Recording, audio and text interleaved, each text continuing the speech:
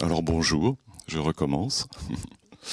Merci d'être là. Je suis très heureux de vous présenter cette lecture musicale, scénique, textuelle, poétique, qui s'intitule donc Cadeau, une histoire d'amour. Quelques mots sur mon travail d'écriture. Moi, je travaille, oui, c'est un travail aussi, c'est une discipline, c'est une régularité dans l'écriture. Essentiellement la poésie et le théâtre. La poésie depuis l'adolescence et le théâtre depuis une vingtaine d'années, avec dans les deux disciplines des publications, des éditions, ainsi que des créations, toutes les deux dans un cadre professionnel. J'ai très vite eu la nécessité de faire entendre ma poésie, mon écriture poétique à un public.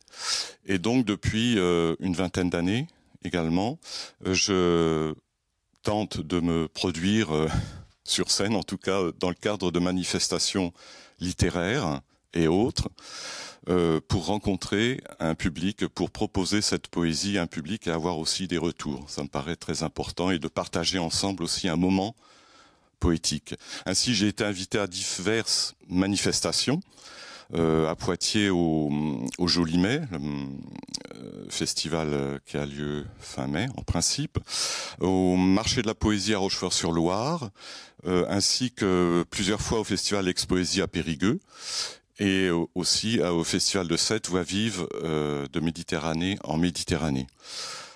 Souvent, à présent, je m'associe dans les lectures à des autres artistes, surtout des musiciens et aussi des plasticiens. Les musiciens, précédemment, j'ai pu travailler avec Jean-Sébastien Mariage, qui est un guitariste électrique improvisateur, et puis aussi David Chiesa, qui est contrebassiste, improvisateur, et qui a créé sur Bordeaux l'orchestre Le 1. Nous avons fait plusieurs lectures ensemble, enregistré des CD. Et je me produis aussi avec, éventuellement, à la faveur des rencontres, avec des plasticiens, danseurs, chorégraphes.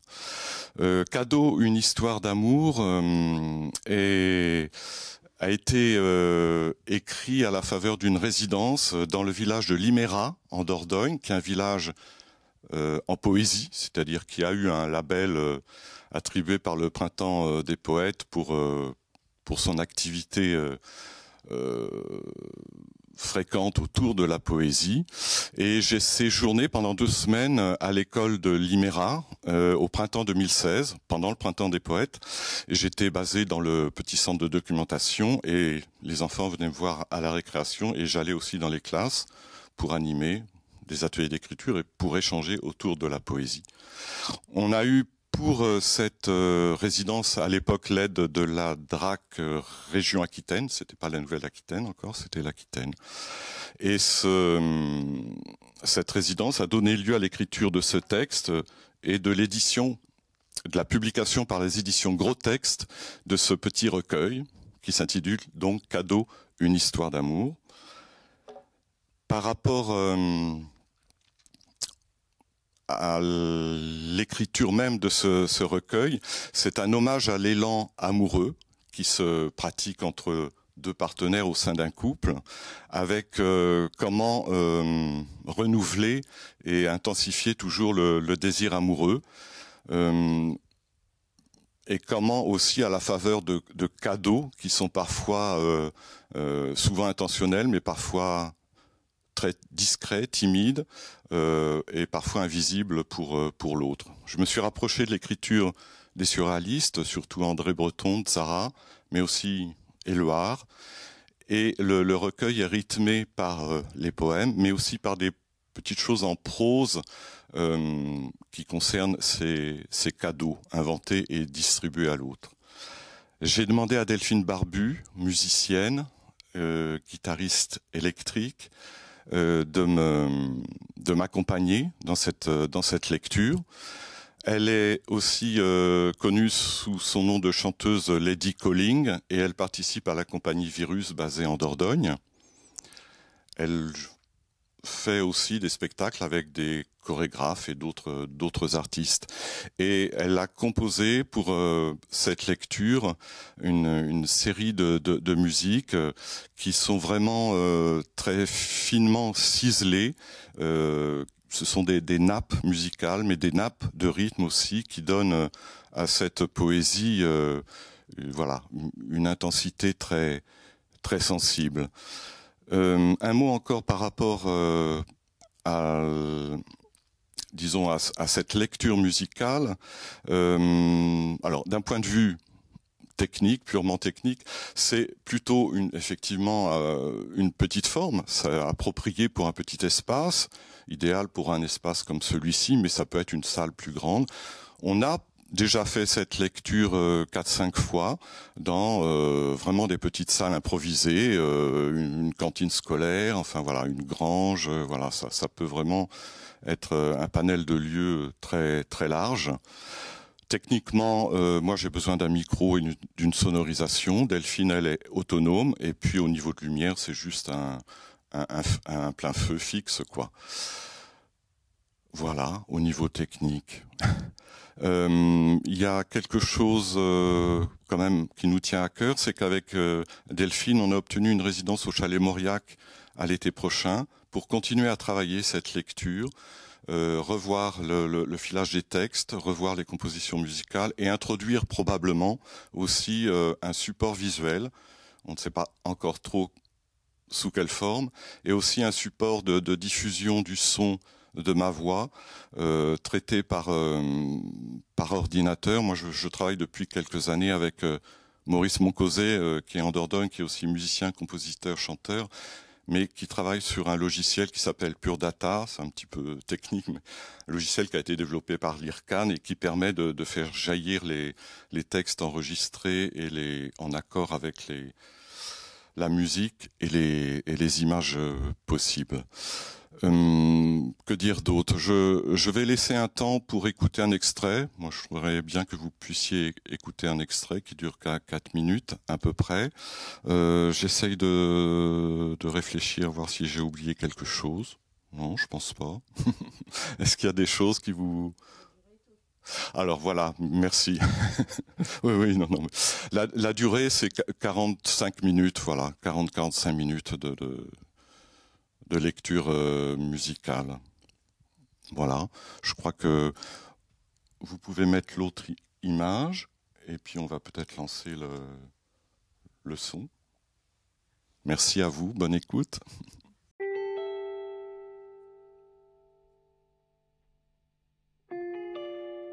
Les grands aigles qui arrachent les machines aux nuages. Nous avons, toi et moi, les hautes allures sur les prés délaissés du secret. Leurs ombres apprivoisent nos mots quand ils partent en piqué zébrer le tableau du bel été. Alors tu t'allonges et tu dis: la toile au ciel est la plus rare des puretés. Je voudrais être l'astre qui peint chaque jour. Crois-tu qu'il y a un devenir entre les hautes futaies? Alors je tombe au sol, près de ta fine dentelle. J'éclate de sourire. Mes mains tremblantes invitent ta silhouette et tu viens dans le soleil du juste offrir ton beau visage au chatoiement des herbes.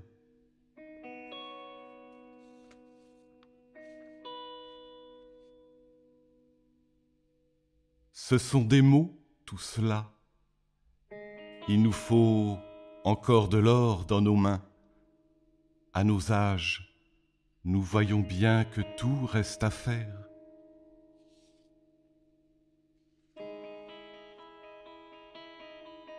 L'onde court sur la bruine qui danse une valse si humide.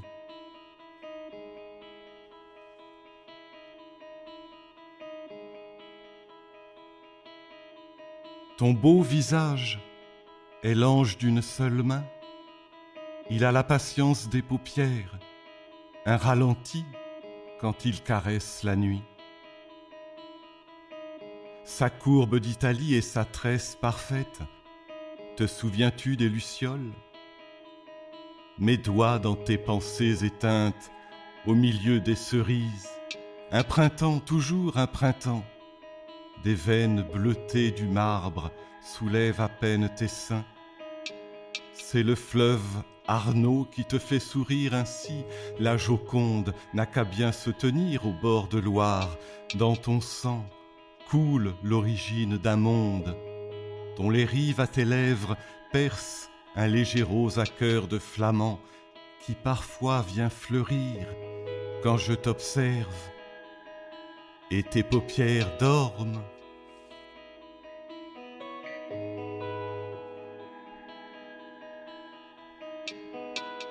Ton beau sourire est le signe de la mémoire qui palpite.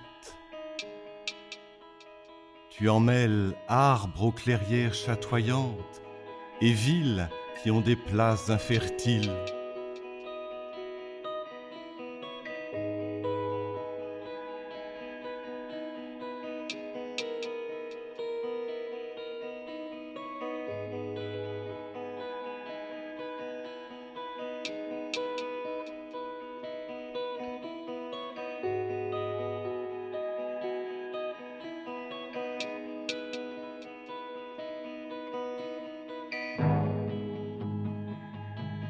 Comment fais-tu pour être la joie de l'aube, la fête du crépuscule au livre perpétuel? Tard dans les étoiles, ton sommeil galope et rattrape ma danse nocturne. Ton sourire a le trait d'une plume aventure. Le ciel oiseau te l'a posé